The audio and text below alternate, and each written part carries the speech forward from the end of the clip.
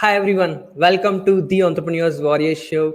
I'm your host Nilesh Jain and I'm super excited, happy to share with you that today we are recording 100th of episode of the Entrepreneurs Warrior Show, and I'm so glad that we are able to achieve this milestone only because of you are continuously listening, and all because all the guests who is joining us, because of their story continuously attending on this show, we are able to achieve this milestone, and I'm super excited to host incredible guest on our 100th episode. He is master at whatever he is doing. He is Emmy award winning designer, director, CEO, and chief strategist of Blind and the founder of The Future. He is a futurist. He is INC 5000 recipient. He have millions of followers and subscriber on all his social medias, Instagram, LinkedIn, and all of the platform, YouTube. And he is a multiple seven-figure entrepreneur. And I'm super excited to host this particular podcast with none other than the legend Chris Do. Hi, Chris. Hello, good to meet you, Neelish. I'm super excited with you.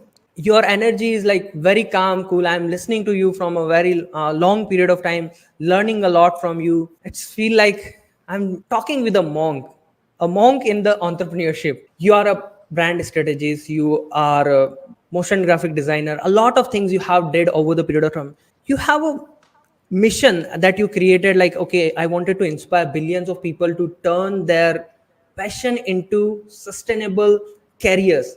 And when it comes to turn somebody's passion into sustainable career, there is a lot of things are required. So can you tell us this vision, like how somebody can do this, and how did this vision comes in your mind, like, okay, I wanted to work on this vision, I wanted to serve 1 billion people. How did this vision come in your mind? The origin of the mission, which is teach a billion people how to make a living doing what they love, came from a meeting with all my managers. And I think we're transitioning from doing service design work to doing content and education. And my team members like, hey, Chris, what is it we're trying to do here? Because we want to help. Is it to sell courses? Is it to create coaching communities? What is it? And I thought about it. And then the next morning it came to me, and I don't know if I was in the shower or not, whatever, but I came back into the room and I told them, I want to make it so that when you have children and they're of college age, they have a viable alternative to the education that they can get today at a fraction of the cost. And I said, it's too late for my kids. They're too old. We won't be ready in time. So it's for this future generation. And so Ben Burns, my chief operating officer, looks at me and he has little girls that in 10, 15 years will be of age that they would be in college. And so he gets a little teary-eyed with me. He's an emotional guy and I like it. And he's like saying, wow, I understand why we're doing this now. We're not doing this to make money. We're doing this to change the world. And so I needed to be able to tell that story in a succinct way instead of repeating this entire narrative. So I say, I'm here to teach or to help a billion people make a living doing what they love. So they have to acquire certain skill sets so that they can follow their passion and to live their fullest potential. And I think if more people did that, there would be a happier place, it'd be more productive, and there'd be a lot more joy, harmony, and peace. Wow. Man, the thinking behind it is something very powerful, very deep. When you said that, I learned it from my managers, and that's where I decided, like, okay, this is a vision I am developing over the period of time. It's something really inspiring. And being an entrepreneur, everybody have to have some kind of big vision over just a money making thing. That's how they can build a big brand, big businesses, right? And love the thinking you have, right? So you all talk a lot about value based pricing, and this is a topic that you discuss extensively. So can you like explain like how this approach different from traditional pricing models, and why it's beneficial for entrepreneurs to define that, like they have to work on their value, not just their product pricing? The origins of hourly based pricing comes from our long tradition of measuring worth against time or effort. And what we start to realize is that it's a poor measurement of what it is that we do and why we buy anything. The example I like to give to people is when you have a job to do, repair a roof, fix a leaky pipe or a faucet, or to build a garden, you're not really trying to measure this person against time. Because if I don't get the result that I want, taking more time is actually a worse situation for me. Whereas if I get what I want and you do it in less time, it's worth more to me. Here's the classic scenario. Years ago, I think it was around 2006 or 2007, I bought a building. And the building needed to be completely gutted. And we have to put in a shell and a core. We have to revise the roof, put in air conditioning, electricity, and then build out the office. And my contractor said it's going to take about a year to do this. And I was thinking, well, let's not take more than a year, because every month that goes by, I'm paying mortgage on a building that I cannot use. I'm also paying property tax on a building I can't use. So as the project goes in, we also put into the contract, every month or day it goes beyond the specified date that you promised to deliver this, you're going to have to pay me. So there's a penalty clause, and they have to accept that if they want to work with me. Otherwise, I'm going to work with someone else. So in an instance like this, you can see very clearly the incentive is for them to finish, do a great job, but do it on time and keep things moving along. Since I don't know how to build a building, I don't know how to do electrical and plumbing, it's on them to manage the project well, not on me. So if they manage it well, they're going to get paid whatever they bid. And if they manage it poorly, they're going to lose money because they're going to have to pay me for missing the deadline. We can understand that, right? Like, no one wants to pay for a building they cannot use and that they're paying mortgage and taxes on. So I can even incentivize them with a bonus to say, if you finish 3 months early, the money that I'm going to save in terms of being able to use the space, I'm happy to give you some of it. So now we switch into the creative role here. We say like, okay, and it's a weird anomaly that I think grew out from attorneys. Somewhere attorneys switched from billing against the value of a project to hourly billing. And because they are seen as professional people, this practice got adopted by lots of industries, including ours. And so now when we talk about creating a project for somebody, let's say a logo or website, we charge them based on how many hours we think it's going to take. And this is a real problem now because it doesn't account for experience, for the X factor of like whether I'm well known or if I've got a long history of doing great work, or if the design is subjectively better than someone else's design. We're just measuring one thing, time. This is why we have to have a different conversation around how to charge for things and not base it on time. Man, there's a lot of things. And even the story, when you share that one story, that is really deep and powerful. If somebody can understand that, they can define like whatever I'm charging, how I'm charging it, and the way I'm charging it. That's a really deep story. And now if we see in the creative world, even if it's come in a designing, branding, creative world, freelancing, entrepreneurship, AI is everywhere. There's a lot of debate about AI, whether it's making people lazy or not. People are going to lose their job. There's a lot of positive around it. There's a lot of negative around it. So what is your take on this? Like, what do you think? Is it really making people lazy, or is it helping them in their business in positive way, in negative way? What is your take on this AI thing? Yeah, I think to say that something makes you do something is to say I have no agency over my life. I have no self-control. I have no autonomy to make decisions and to do things. You know, a couple of years ago, unfortunately, we had to go through this global pandemic when the coronavirus basically made a lot of people sick, and it brought industry to a halt. And businesses have not fully recovered from this. So you can say like the pandemic ruined businesses. And I don't think it ruined anything. What it did was accelerated the timetable. So working in commercial office spaces might have been a thing that its time was overdue. Remote-based working was on the rise in terms of the trend, and it just accelerated it. So once the pandemic hit, we started to switch. Certain companies did really well, and some companies went out of business because they were out of business to begin with. I don't think AI can make you lazy. It can't make you productive. It can't make you smart. It can't make you dumb. I think what it does is it reveals and accelerates This that concept. So if you're a lazy person, you'll use tools to continue to be lazy. If you're a productive person who wants to work and has ideas, AI will just make you more productive to help you generate more ideas. So it doesn't make you do anything. Definitely, the how you use tool is defined your like outcome. Let's expand on that, Neelish. Yes, please go for it. Let's say you're inspired by this amazing artist, and they have paints and brushes and a palette knife and canvas. Well, we can give you all the same tools. Are you going to be a great artist? Probably not, unless you're already a great artist. Yeah. We can take the camera and the lens from an amazing photographer and the lights and give it to you. Are you going to become an amazing photographer? No, because the tools don't make you. The artist makes the tool. The tool doesn't make the artist. So we're talking about AI, or we're talking about desktop publishing or video or social media. None of it makes you do anything. It's you who makes it. So I don't understand the logic that people have where they say, well, AI is going to ruin people. It's like, no, I think they're going to be ruined. AI is just going to accelerate that. That's definitely true, 100%. Even I'm using a lot of AI tool in my own business.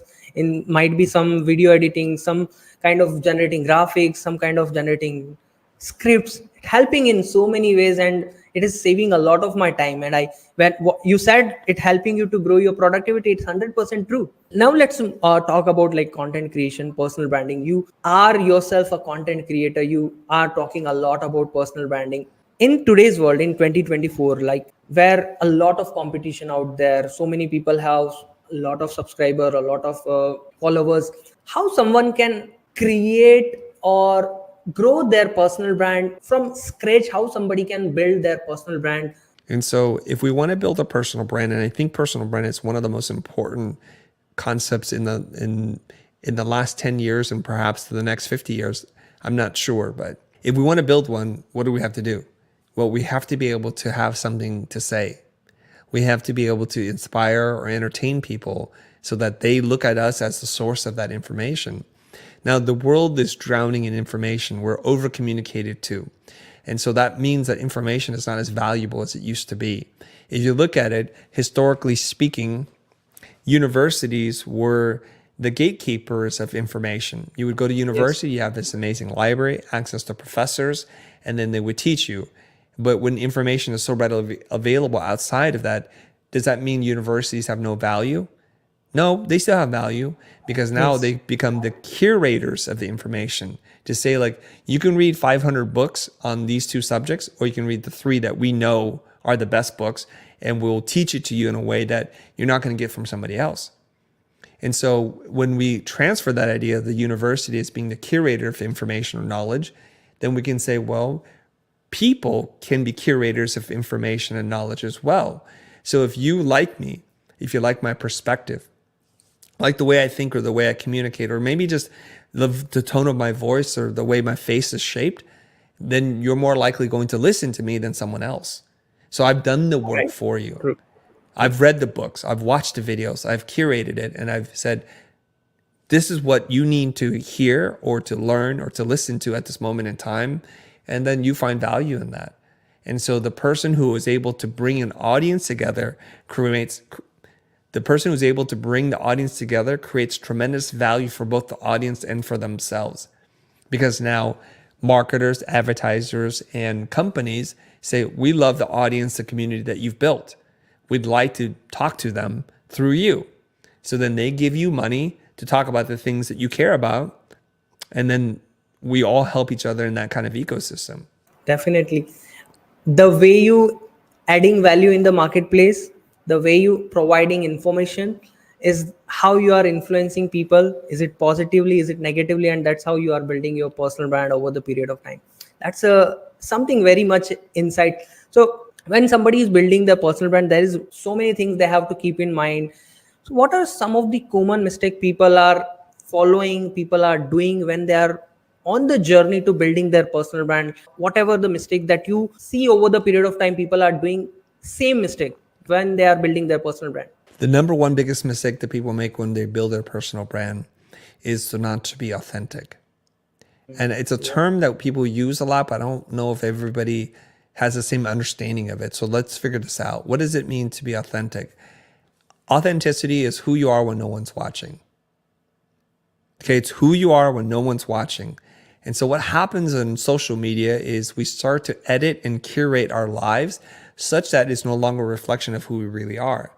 And to be honest, we all do it to a degree, but the gap in which that exists between who you are when no one's watching and who you show up and pretend to be, the bigger the gap, the less authentic you are.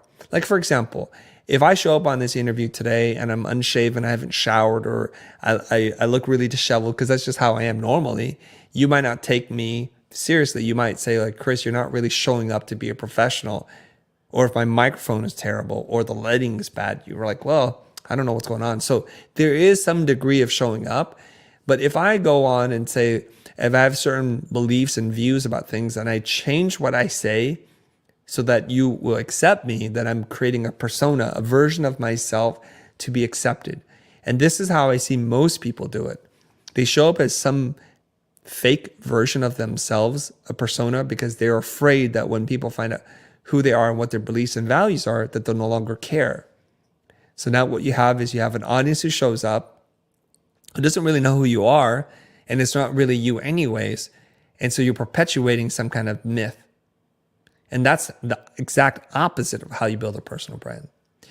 Number two is the motivation. I think a lot of people build a personal brand because first they don't understand what it is, but what they're trying to do is to market their products or services. So it's a veil, and it's a thinly veiled thing that they put up. Like, this is who I am. Oh, by the way, buy this. This is who I am. Buy this, buy this, buy this. So what happens is when we teach, when we present, we give value. And when we pitch, Yes. we take it back. It works against the opposite kind of spectrum of creating or taking away goodwill. So if I show up every single day and I try to help people, that's going to generate positive feelings, sentiments, goodwill. If I keep pitching, I erode the goodwill until there's no goodwill left and people get tired of you because you're pitching all the time. So I would say, like, those are two of the biggest mistakes. So number three is we think we can just figure it out. Sometimes we can, but what we need to do is we need to get help. And the way I would suggest people get help with this is the number one thing, and I've said this before, is to go and see a therapist, to get in touch with who you are, to work out your inner demons so that you can let go of this persona, this facade that you show up as, and to start to reveal your true self. You probably need to take some writing courses or learn how to write so that you can clearly articulate your ideas in ways that are more likely to be read and shared. Those are a couple of things I would do. Number one, authentic. Be authentic. How you are showing up in your personal life, show same way in social media. Every time if you are just thinking like, okay, I wanted to pitch this guy something, that's not you are building your personal brand. You are just a money-minded person who is always running behind money. Like, okay, I want to sell this person something and I wanted to get that something from out of them. And third is not asking for help. That I love this quote. Like, if you don't ask, the answer is always no. If you are going to ask, people are going to help you. That's three very powerful things which everybody have to follow in order to become a really great personal brand and avoid this three mistake. That's really beautiful. While you are talking like about authenticity, then pitching, then asking for help, you are talking a lot about sales call, and I see so many sales call role play of yours on your YouTube channel, and I really want to salute you for the things that you are doing. Like, your every video is a kind of masterclass that help me and a lot of people. How people can avoid being a shyness, being not straightforward, being introvert. How somebody can develop a really good mindset that they can become a great salesperson and they can sell their product very easily, calm, cool. How they can avoid all of the things, like I'm a shy, I'm an introvert, I'm not good with it is. How they can overcome the mindset? They can work on this mindset. Okay. It's very easy. I believe introverts have a competitive advantage over extroverts when it comes to sales. If we think about introverts, what is it that introverts are really good at? Listening, staying silent, Yes. holding space for other people, Yes. and asking questions. Those are powerful skills. And so if we look at what is sales process, it's exactly the same. staying silent, asking questions, and listening. We think we have examples of role models where they're using psychological tools to leverage people, to manipulate them to get a positive outcome for themselves. And we think, well, I don't want to do that. That's disconnected to who I am. And it should be Yes. disconnected to who you are, because it's not a good thing to do. So I find that the most powerful sales process and technique is, number one, to have the mindset of servitude. I'm here to serve the other person. Sometimes I have the answer and sometimes I don't. And I need to be honest about that. And then we have to know that we are not just auditioning for a role, but they're auditioning to be our client. And there's something that Blair Enns says, and he's quoting someone else when he says this, that you are the prize, that the clients have fewer options of people to solve their problem than you have sources of income. But what we do is we enter the conversation and we feel as if we have no power, and we act needy and desperate, when in fact we have lots of power, at least equal amount of power, and to hold this idea that I'm the prize. So for me, even early on when I was a new graduate, I thought, I do something good. In order for me to give you this gift, you have to recognize the gift and you have to be in a position where you can pay for it. If you can't, I totally understand. If you can't buy it, it's not a problem for me. And so when the clients would ask me a question like, hey, why should I work with you? I'm like, I have no idea. I'm not here to convince you to work with me. If you have a problem that I think I can solve, I'll tell you. If you don't, then I'll tell you also. I'm not auditioning for a role here. And it flips the power dynamic really fast. In fact, I encourage lots of people to try to kill the engagement such that they have to say like, no, I really want to do this with you specifically. Well, fantastic. Let's continue talking. So if you build up your skill set such that you believe you could do something good, you'll have this mindset that matches the skill. So number one is learn the skill, practice your craft. Once you become confident in what you do, let that transfer over into how you have the sales conversation with the client, to realize you have more options than they do. And then you can conduct yourself. You're both trying to determine if it's a good fit for each other. So the minute you stop pitching and presenting, you start to gain leverage and ground on the negotiation of the sales. I don't have a words to say, but that's a really powerful thing.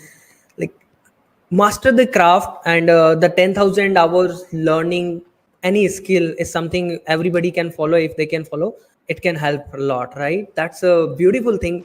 When I'm studying about you, you have a 98,000 something on your Instagram in 2019, 98,000 followers, right? And Yep. in 2024, you have over around 1 million followers. It's a 10x growth or more than that. So how did you create engaging content that actually helping you to grow this massively over the period of time? And it's 5 years is the, I don't say it's a very long time, it's just a short period of time where you have achieved this milestone. So how did you approach creating content that help you to grow this level? Can you talk about like how somebody can create an engaging content and how you did it? What is your framework strategy behind it? Okay, I want to give credit where credit is due. There's a couple of things that are happening that allow me to grow really fast, and I'll tell you what they are. Yeah. I was having a conversation with a guy named Michael Janda, and I noticed that he had been growing pretty quickly. And I was Yeah. bothered by that because I didn't want him to catch up to me. I was like, I like Michael, but I'm like, I don't want to get lapped by him. And so I noticed he was doing these presentations on Instagram. We referred to them as carousels today, but before I didn't know what they were. It was right at the time when Instagram increased the number of slides that you can include in a post. It used to be 3, and now they opened up to 10. In fact, they're working on opening up to even more slides now, which is a happy thing for me. So what I could deduce from what Michael was doing was he was taking concepts from his book and he was translating them to like these mini keynote presentations. And I was talking to him, I asked him lots of questions about it. And he goes, Chris, you should do this. I'm like, I should do this. In fact, I have at that time dozens, not 100, but dozens, maybe 30 keynote presentations I've done. And so I would start to convert the keynote presentations into content that could be consumed. There was a real challenge here because When you make content for a presentation, you're talking. But when you're looking at a carousel, you're not doing any talking. So I had to kind of figure out, well, what is it that I was going to say about this slide that I can translate easily? The mistake that I made at the beginning was I tried to teach too much in the carousel, and I think it was mentally fatiguing and just it wasn't working. So I learned the lesson that if you make the content light enough that it's fun and they can move through it and they can learn something quickly, then you've done something good. Yes. So as soon as I started doing that and doing it on a consistent basis, like 3 to 4 posts a day, my account started to grow really fast. And I kept doing this for a period of about 2 weeks.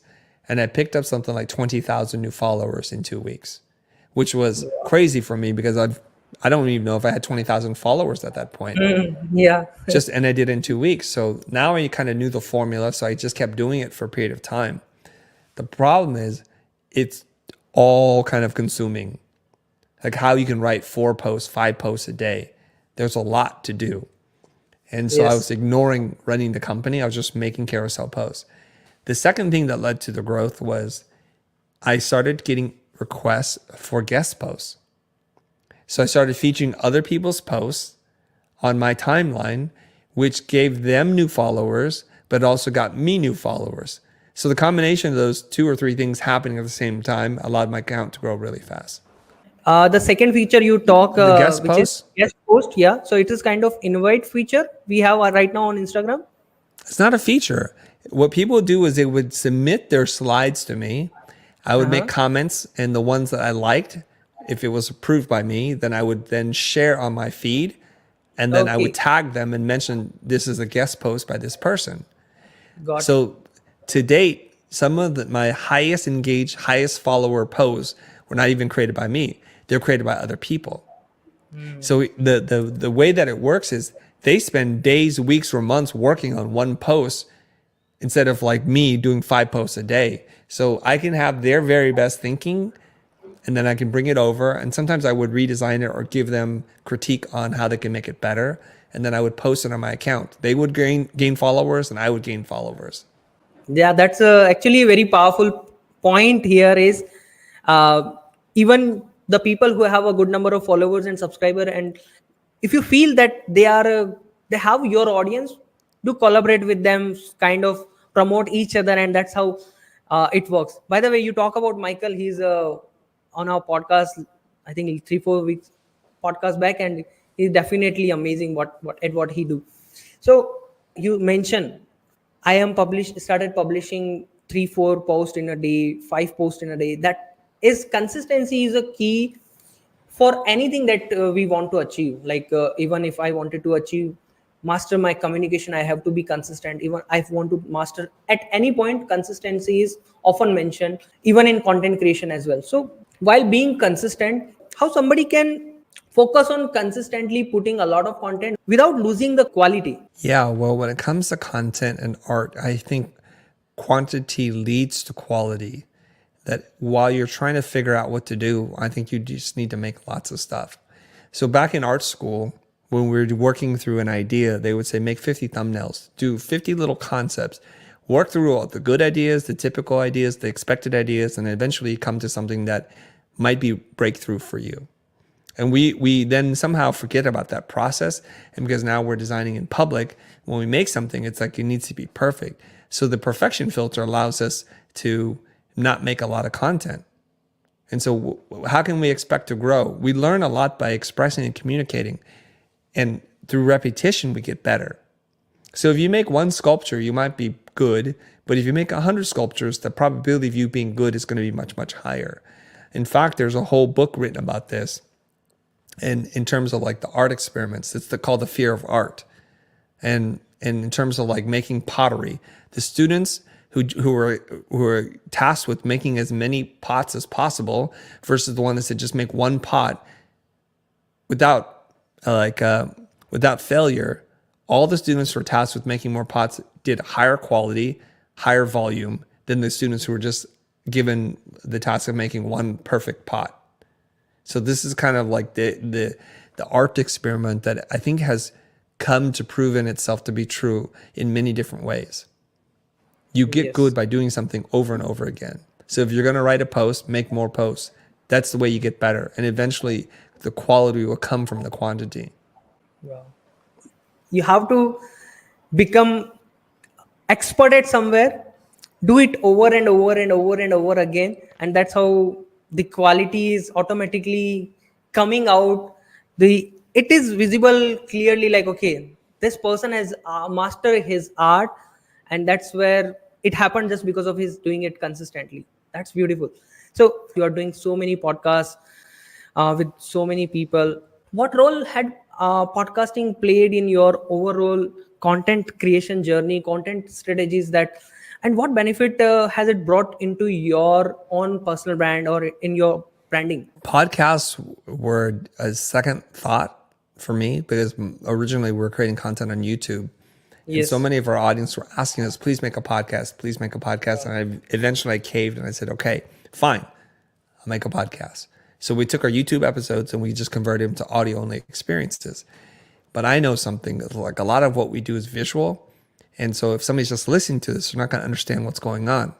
So if I'm going to do something, let's try to make the content based on the platform to speak natively, if you will. So I started recording podcasts, and eventually I'm making a lot more podcasts, and being consistent with it helps for it to grow. How does it help me grow? Well, doing something on a regular basis allows you to improve. You don't have to be good when you start, but eventually you get better. And I start to learn how to conduct these conversations without having to do a lot of work myself. What's really cool for me as a human being is I get to talk to some of the smartest people, some of the people I admire the most, or people who have an interesting story to tell. So I can just get to learn about people and we can have a dialogue. Some of those dialogues or conversations turn into friendships, and they transcend just being some person I meet online. So when we run into each other, there's a familiarity to it, so that we might have dinner together and I won't feel so awkwardly weird because I'm an introvert. We've had conversations before. So podcasts for me have given me access to some of the most brilliant thinkers, people I admire, and I'm learning from them. I literally ask them, so if I'm doing this, what am I doing wrong? And they'll tell you. And that's pretty valuable advice that you're getting for free. Yes, definitely it is. Right? Yeah. And then I get to honor them, because if I'm a fan of what they're doing, I get to broadcast to this about 20,000 people, and it's going to move the needle. And I think what people tell me is, I discovered that person or that book because I heard them on your podcast. And so a lot of times authors will come up to me later and they'll say, to this day, even though I wasn't on your podcast like over 3 years ago, I'm still getting people coming up to me in the street and saying, I know about you because of the future, because of Chris. And I think that's really cool. So I'm getting lots of value. I'm giving value at the same time. And you know what? The 20,000 or so people who listen to our podcast on the regular are taking along for the journey. Yeah. And they say, I love the way you ask questions. I love that you follow up with these things. And I appreciate that. And that helps me to build my audience. And the last thing I'll say about this is podcasts are a really powerful way to have an intimate connection with your audience, because they're listening to it in their head. True. So people will literally tell me, I have dreams about you. I'm like, you do? How does that work? Well, I was listening to your podcast and I fell asleep, and your voice and your character and who you are continue on into my subconscious. Talk about a relationship with your audience. That is crazy to me. Crazy in a good way. Whatever you said, I'm totally agree with you. I personally feel it because of the podcast that we are doing. And definitely because of the podcast, we are able to connect with a lot of like-minded people. We learn a lot from them. You mentioned one very good thing, which is you are asking very good question. I wanted to know your thought process, your back of the mind. How actually you prepare for your podcast, how you are asking questions. What is your thought process whenever you are asking any question to your guest, or how you are preparing for your podcast? Yeah, I used to prepare a lot for the podcast. I used to try to read their book or watch videos or listen to other podcasts, and I write all these notes. And then I found that when I was talking to the person, I could only do one of two things. I could either check my notes or I can listen to them. And so if I'm not listening to them, then I'm looking at the notes and then like, what is the notes telling me? Like, I'm here to talk to you. So I've chosen to go in this more conversational style of interviewing. So I do a little bit of research, like where they went to school, if they have a degree in something, what their major accomplishments are. And then I just have a conversation with them. I forget the questions. The questions are like a safety net for me in case I don't know what to say. But most people that you have on your podcast, if you ask the right question, every answer allows you to ask more questions. And so rather than me going down a checklist of questions, I can just ask one question, and then from their answer, I can generate 3, 5 more questions, which then generate 3 or 5 more questions. And there's no limit to that. I think that's more of the Joe Rogan approach, which is we're going to get together, we're going to have a conversation, and you get to be the best you possible. You don't have to talk about anything specific. This isn't like me trying to grill you. I'm not the IRS or the government. It's not the Federal Bureau of Investigation. I'm just going to ask you a couple of questions. That's a really incredible thing. And definitely, if we just go in the conversation, if we just talk more about the person, like, okay, what is your thing, how you did it. And that's how we actually are able to master this conversation. We actually master this. Okay, that's going to be an incredible podcast. So thank you so much for sharing this incredible nugget. You are in the journey from last so long, right? So you have achieved a lot of success, a lot of fame, but what I am seeing in you is you are very calm, cool, humble, grounded, and focusing on your work. So how does it develop in you over the period of time? Like, my goal is to make impact, my goal is to serve people. We discussed this at beginning of the podcast, but I wanted to understand more, like how you are being very much grounded and humble with having so much success. People are like, okay, I have this much. They are showing off, like they have a lot of the ego in themselves. How you are so much grounded, calm, cool, virtual or digital monk?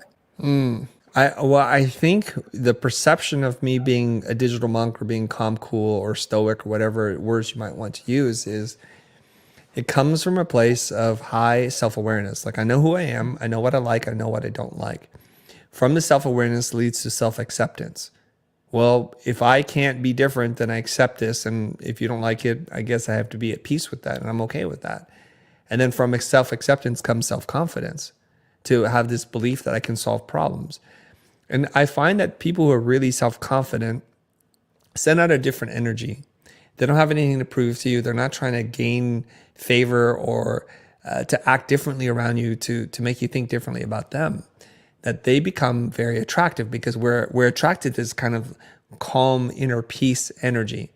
Conversely, if someone is insecure, like they think they're too short or too tall or too whatever the word might be, they start to overcompensate for that. So insecure people will go out of their way to put people down or to show off or to talk about all their accomplishments. And for a lot of people, it's like, I could see that. You don't have to talk about it. And it's really annoying. So they wind up, instead of attracting people to them, they push people away. It's kind of repulsive. They're repelling people away. I just look at it like, you know what?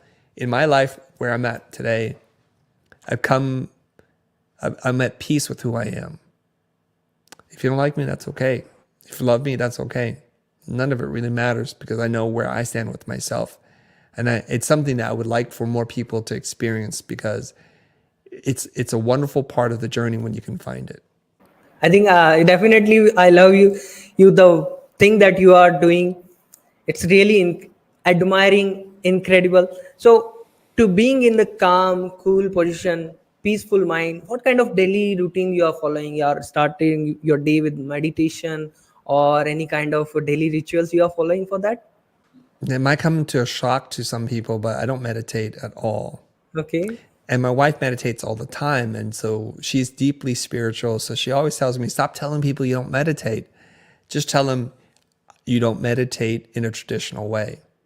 And maybe that's what it is. I wake up, I'm happy. I'm mostly happy all the time because I'm grateful to be alive. I'm grateful for all the things that I have, for the opportunities to get to talk to you and other people. So I'm trying to do my best to live 100% in the moment, to be fully present. And it doesn't take a lot of effort for me. So it's like, I'm also not cursed with having so many different thoughts and ideas in my head. I'm a simple person. I have one thought, I have one narrative, one inner dialogue, and that's it.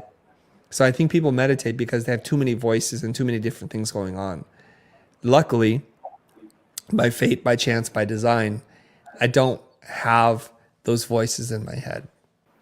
When this kind of self awareness is there, you can achieve anything that you are dream of. That's really powerful. But have you ever feel insecure about your success and the fame you have on social media? If you ever feel it, how did you deal with this feeling, like what if I lose it, what if something happened? Did you ever feel this? No, I don't feel insecure about success or fame at Yeah. all. I don't. Yes. I don't really care. To care about these external markers is to say like you're still not accepting of who you are. I think I have a following or I have fans because of who I am. I'll give you an example. I've told this story a couple of times. I was on a Clubhouse call back when Clubhouse was hot. Okay. And Yeah. I have a strong opinion about lots of things, and it can rub people the wrong way. And I'm not trying to hurt anybody. I'm not going out of my way to be malicious. I'm usually pretty careful with my words, but it makes people feel uncomfortable, and that's okay. And says, hey, Chris, I think people misunderstand you, that if you were just to tweak one or two things that you said, I think more people would accept and really appreciate you for the ways that I see you. And I said to my friend, reflecting on the conversation, I wouldn't have said anything different. I said exactly what I needed to say. In fact, I have followers because I say it the way I say it. And trying to change myself to amend the way so I can get more followers or to get more fans means I've lost myself. And I think I will lose the followers. Not that the followers matter, but I am who I am, then the followers show up. The less I am who I am, the fewer the followers are. So am I worried about it? No, because it's a silly number anyways. It's kind of an arbitrary thing. Right place, right time, right person gets followers. What does that matter? I'm more interested in making sure that I show up as myself and I speak whatever it is that's on my mind. And I'm not worried. If Instagram goes away tomorrow, LinkedIn or YouTube, I will still be who I am. I'm not going to think of myself as any less than that, nor do I think myself as more than just because I have more followers. It doesn't affect my internal compass of my inner self-worth. I think this is something everybody have to develop, and definitely when this kind of thinking is enter in human body or human mind, they can avoid any kind of negativity. They can avoid, like, okay, whatever I have, I'm grateful. Whatever I don't have, I'm grateful. Being grateful in the situation is something can help someone to grow faster than just being worried all the time, like what if this happened, what if that happened. So Chris, there is a lot of things out there. You did so many things. How you are planning to retain your legacy even after you leave this world? How you are thinking to retain your legacy that you build over the period of time? And that's a legacy that is inspiration for a lot of people, including me. How you are planning to retain it? My legacy only matters in two ways, and they're my two children, and that's all that matters to me. But I believe that when I'm dead, my life is over and no one's thinking about you, and I couldn't even check if I wanted to. There's no ability for me. So I'm just trying to live my best life in the moment that I have and try to impact as many people in a positive way as possible. And when it's my time, it's my time. I don't really think about that much beyond that. So I don't need to have a building or a collection of books that I've written because I want to live on in some way. That doesn't matter to me. Now, the good news is even when you don't try, you're creating some kind of legacy, right? So Yes. I've created over 1,000 videos on YouTube. I've created over 1,400 posts on Instagram. So if somebody wanted to look it up, like if my children wanted to figure out who is dad, what were his thoughts on X, Y, and Z, they could just literally look it up. And in that way, my ideas live on. But I'm clearly in the ground at this point, and that was my shot. We had this one shot. I think it's important to emphasize this to people who keep thinking that they have these multiple lives to live, and so they don't do the work that they need to do today in this life that they were given. So tomorrow is an assumption. I don't try and take that for granted. Today's the day. So I tell some people this and think, you're so dark. It's so macabre to think this way. When I get on a plane, I have a habit of doing two things. I send a message to my family, which is to my wife and my children. We're on a group chat. I said, I love you. I'm about to get on a plane. And then I send one to my mom. Same message. And then when I land, I tell them I've arrived. I look forward to seeing you again. And the reason why I do that is because I don't presume that the plane's going to land. I don't know if it'll land. But it gives me a lot of inner peace when there's turbulence and people are like, they're going all crazy. Why are they going crazy? They're going crazy because they fear that they're going to die and they haven't done the things they needed to do. But if you live your life to the fullest every single day, giving of yourself generously, loving without restrictions, unconditionally, then what else is there left to do? So I don't want to leave anything on the table. I've said what I've said, I've done what I've done, and I've loved the way I've loved, and I'm content with that.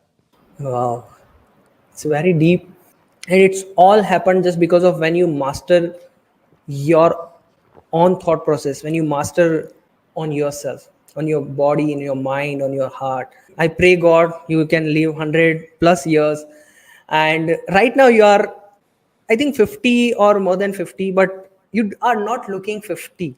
So you are reverse edging. So what is a daily routine you're following for your fitness, for being healthy, for being look like 20-year young boy? Okay. Today I'm 52 years old. And there are things that I do to try to maintain my health and my mind. So people don't want to hear these things because they're like, oh, it's just genetics. I think genetics plays a lot in this, but if we take good care of our body, food is medicine, everybody. So when you eat poison, you don't expect to get better, you expect to get worse. So I try and eat natural whole foods. I try to eat as few processed foods as possible. I do love bread, love rice, and I try to minimize that. I don't drink any alcohol. I've never have. I don't smoke. I don't do any drugs. And so I'm trying to live this clean life. I try to sleep when I'm tired, so I will nap when necessary. And I like to try to maintain some level of physical activity. So I have a home gym. I go for walks with my wife. I go hiking. Those kinds of things keep my body engaged. And so I'm just trying to preserve this vessel that I have so that it's in good maintenance. And if you just do that, if you wear moisturizer and sunblock, you don't try to like walk out in the hottest day possible, it's one of these weird things. Like what's necessary for life is also what destroys life. Yeah. Okay? Things don't live on earth without the sun, but too much sun will destroy you. You cannot survive without water, but water breaks everything down too. So it's kind of like this process we need to understand, like too much water on the soil erodes it. Too much water in your house will destroy everything. So water and sun will break everything down. So we kind of have to like learn to use this in the proper quantity at the proper exposure so that we don't destroy ourselves or the environment that we're in. And I just try to manage that. That's all. And if you want to feel and look young, don't have old ideas. Old people oftentimes hold on to traditions and ideas that don't serve them. They're not as open-minded. They don't have that kind of neuroplasticity that young people have. They've lost some of their curiosity. They live with dogma. And it tends to kind of age you prematurely. And the last thing I'll say is if you're filled with purpose, like if your life has meaning to you, I think you are waking up every day with like extra energy because you want to go do something. If you take away your purpose and your meaning, maybe you don't get out of bed that day. It's really incredible. Talking to you was like I'm talking to someone who is really amazing. I'm talking to my hero, by the way. You inspire me a lot in so many ways in my journey when I'm starting my journey. It's like I can talk with you continuously, go on and on, but time has its own limit. And really incredible. Thank you so much from bottom of my heart for being on my show and sharing your wisdom, sharing your nuggets with us on our 100th episode. It's really a pleasure to host you. Thank you so much. If you have any words for the listeners before we wrap up the show, what's that? I think we unfortunately make too many decisions based on a fear mindset, a scarcity mindset. And if you were just to give yourself permission to go on an adventure, to risk being hurt in terms of love or life, I think the reward on the other side is well worth the risk that you perceive in your mind. And oftentimes the risk is so magnified in your mind, it prevents you from doing what it is that you want to do. And if you believe this, if you believe you have this one beautiful gift called life, use the gift well. That's it. Beautiful. Thank you so much once again, Chris, for sharing this great analogy, like how you are developing it. And everybody, if you are watching this till this point, please do share your love to Chris. And I'm going to share all of his social media link in the show notes. I'll drop all of the links in the description. You available on Instagram, LinkedIn, where people can connect with you? Yeah, you can find me on almost every social media platform: LinkedIn, Instagram, YouTube, Twitter, X, TikTok, Threads, whatever. I'm at the Chris Do, and Do is spelled D-O. Do. So yes, I'll drop all the links in the show notes. Thank you so much once again for being here on the Entrepreneurs Warrior Show, and really grateful for all of you for supporting me on 100th episode in this journey. Thank you so much. Have a great rest of the day.